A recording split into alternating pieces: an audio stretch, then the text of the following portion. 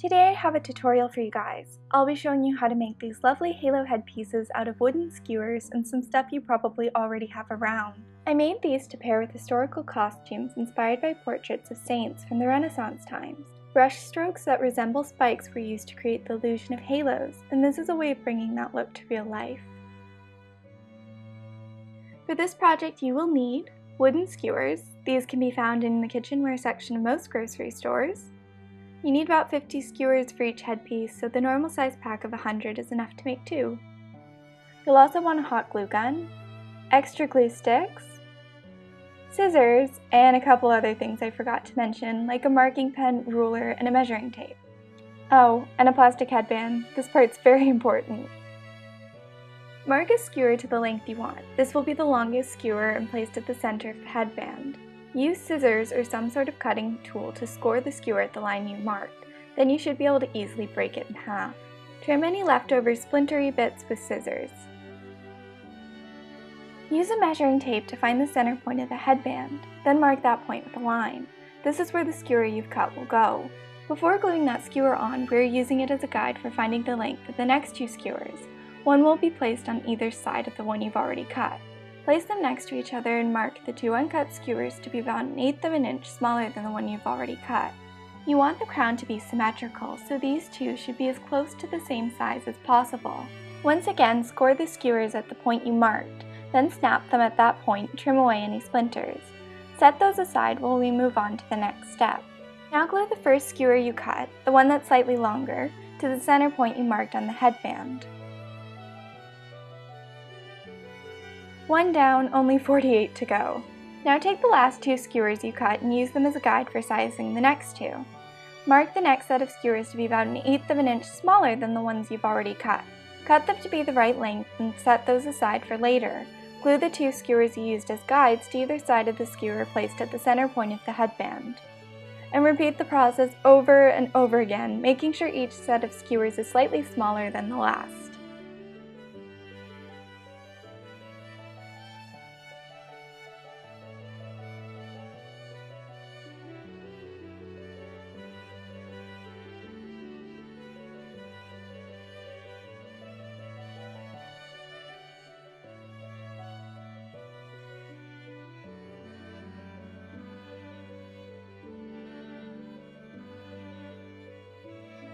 Once skewers extend down to the tips of the headband, you can consider it done. If you want to make it more glamorous and sparkly like the ones I made, then keep watching. For this next set of steps, you will need a few other things like spray paint in your desired color, beads, rhinestones, sequins, or some other type of embellishment, and flowers. I'm using dried roses, but fake flowers work too. You'll also want a clear drying glue that adheres to smooth surfaces. I'm using E6000. This stuff is bad for you, so use it in a well-ventilated area and avoid skin contact. To go along with that, get a palette for the glue. Cardboard is fine. A small container of water, and cotton swabs for picking up embellishments. You might also want toothpicks to help move them around. Spray both sides of the headpiece with 2 coats of your paint of choice. Since these are wooden skewers, they are super porous and pretty much any spray paint should work just fine. Apply glue to the bottom few inches of a couple skewers. Only do a few at a time because this glue dries fast. If you are placing flowers at the base of the crown, you can skip the bottom inch of the skewer since they will be covered by flowers later on.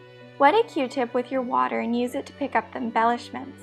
The water makes them stick to the cotton. Then place them in the glue. If you are using multiple types of embellishments, which I am, try to apply them randomly. This isn't a precise process. The Q-tips should pick up most small sequins, rhinestones, and beads. It makes the process much faster than using tweezers, but if you are using larger crystals, tweezers or pliers will work a lot better. And if you're wondering why I'm using a fast-drying glue, it's because E6000 is a lot more durable and long-lasting than gem tack and tacky glue. It's also way cheaper than 2-part epoxy or super glue. I find the gel formula that E6000 has easier to work with, but if you don't have a well-ventilated area to work in, it might not be the best adhesive for you to use, because it really does smell awful. Continue embellishing all the skewers until they are done.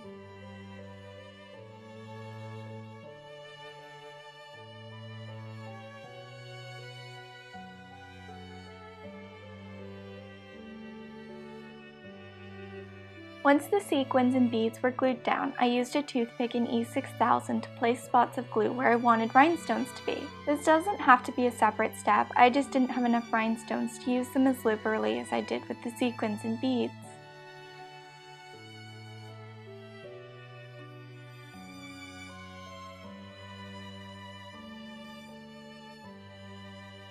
This second crown is made entirely from skewers cut to be 4 inches long.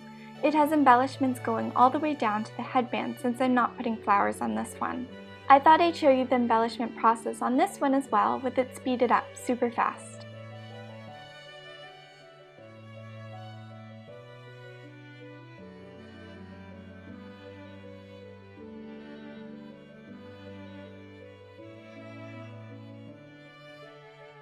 After the crowns are dry, you can use hot glue to secure the flowers onto the base of the headband.